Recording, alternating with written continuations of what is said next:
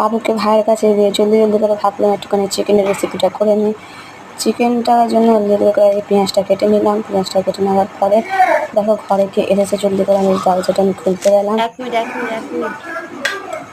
জলদি জলদি করে গিয়ে চিকেনটাকে দেখানো মানে আগেরটা তো দেখাতে ভুলে গেলাম। জলদি জলদি করে পেঁয়াজ বেটে টমেটো বেটে ওর মধ্যে ভালো করে এটাকে ভুনছিলাম।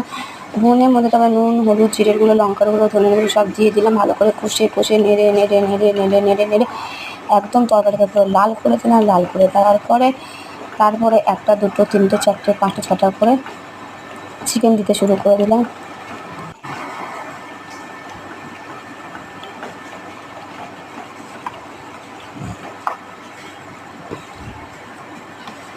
চিকেন দিয়ে ভালো করে নাড়িয়ে ছোড়া একটুখানি পানি দিয়ে ভালো করে কষে নেবে, যাতে মশলা গন্ধটা যাতে চলে যায়। তারপরে ঢাকা দিয়ে এটাকে রেখে দেবে।